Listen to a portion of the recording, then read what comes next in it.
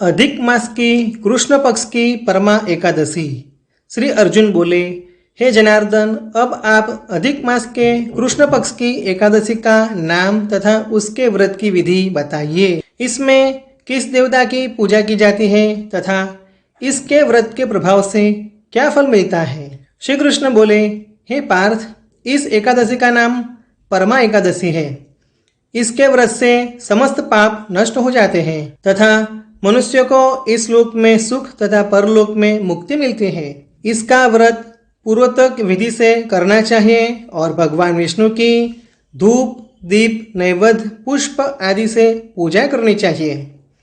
इस एकादशी के विषय की मनोहर कथा जो महर्षि के साथ काम्पिल्य नगरी में हुई थी, वह कहता हूँ, ध्यानपूर्वक श्रवण करो। काम्पिल्य नगरी में सुमेगा नाम का एक अत्यंत धर्मात्मा ब्राह्मण रहता था। उसकी स्त्री अत्यंत पवित्र तथा पतिव्रता थी। किसी पूर्व पाप के कारण यह दंपति अत्यंत गरीब थे। उन्हें भिक्षा मांगने पर भी भिक्षा नहीं मिलती थी। एक दिन सुमेगा ने उद्योग की प्रशंसा करते हुए परदेश जाकर धनार्जन करने की इच्छा अपनी पत्नी के सामने रखी। उसकी पत्नी विनंती भाव से बोली, हे प्राणनाथ, मनुष्य को पूर्व जन्मों के कर्मों का फल मिलता है। सुमेरु पर्वत पर रहते हुए भी मनुष्य को बिना भाग्य के स्वर्ग नहीं मिलता।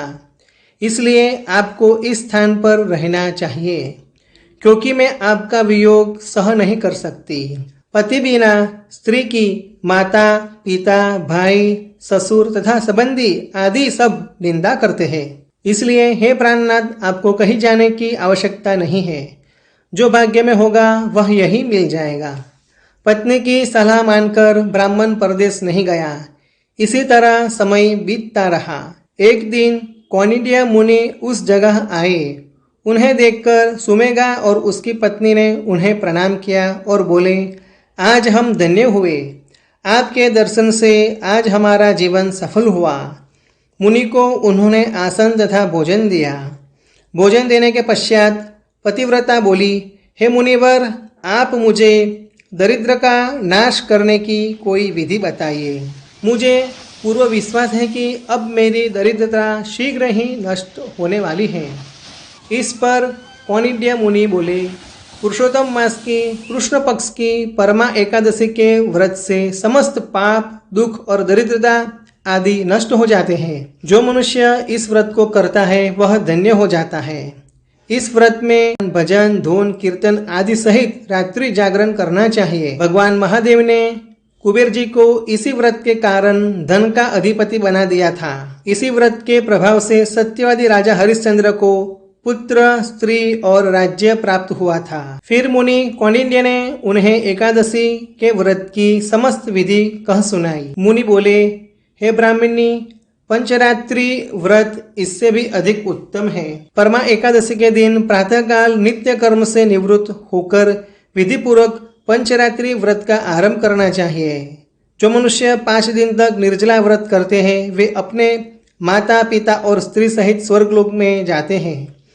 जो 5 दिन तक संध्या को भोजन करते हैं वे स्वर्ग को जाते हैं। जो मनुष्य स्नान करके 5 दिन तक ब्राह्मणों को भोजन कराते हैं उन्हें समस्त संसार के भोजन कराने का फल मिलता है। इस व्रत में जो घड़े का दान करते हैं उन्हें तीनों लोक के दान करने का फल मिलता है। जो मनुष्य उत्तम ब्राह्मण को तिल का दान करते हैं वे तिल के संख्या के बराबर वर्ष तक विष्णु लोक में रहते हैं। जो घी के पात्र का दान करते हैं वह सूर्य लोक को जाते हैं। जो 5 दिन तक ब्रह्मचर्य पूर्वक रहते हैं वे देवांगनाओं के साथ स्वर्ग में जाते हैं। हे ब्राह्मणी, तुम अपने पति के साथ इस व्रत को करो। इससे तुम्हें अवश्य ही सिद्धि और अंत में स्वर्ग की प्राप्ति होगी। कौंडिन्य मुनि के कहे अनुसार परमा एकादशी का 5 दिन तक व्रत किया। व्रत समाप्त होने पर ब्राह्मण की पत्नी ने एक राजकुमार को अपने यहाँ आते देखा। राजकुमार ने ब्रह्मा जी की प्रेरणा से एक उत्तम घर जो कि सब वस्तुओं से परिपूर्ण था रहने के लिए उन्हें दिया तत्पश्चात राजकुमार ने आजीविका के लिए 1 ग्राम दिया। इस प्रकार दोनों इस व्रत के प्रभाव से इस लोक में अनंत सुख भोग कर अंत में स्वर्ग लोक को गए। श्री कृष्ण ने कहा, हे पार्थ, जो मनुष्य परमा एकादशी का व्रत करते हैं उन्हें समस्त तीर्थों और यज्ञों आदि का फल मिलता है। जिस प्रकार संसार में ब्राह्मण, गाय और देवताओं में इंद्र राजा श्रेष्ठ है, उसी प्रकार मासों में अधिक मास पुरुषोत्तम मास सर्वश्रेष्ठ है। इस महीने में पंचरात्रि अत्यंत पुण्य देने वाली है। उनके व्रत से समस्त पाप नष्ट हो जाते हैं। यह मनुष्य जीवन बड़े पुण्य से मिलता है, इसलिए मनुष्य को एकादशी का व्रत अवश्य करना चाहिए। हे अर्जुन, जो तुमने पूछा था सो मैंने बता दिया। अब इन व्रतों को भक्ति सहित करो। जो मनुष्य अधिक मास की परमा एकादशी का व्रत करते हैं वह स्वर्गलोक में जाकर इंद्र के समान सुख भोगते हुए तीनों लोक में वंदनीय हो जाते हैं। ह्रीं नमो भगवते वासुदेवाय नमः। ह्रीं विष्णवे नमः। भगवान श्री पुरुषोत्तम की जय जय जय।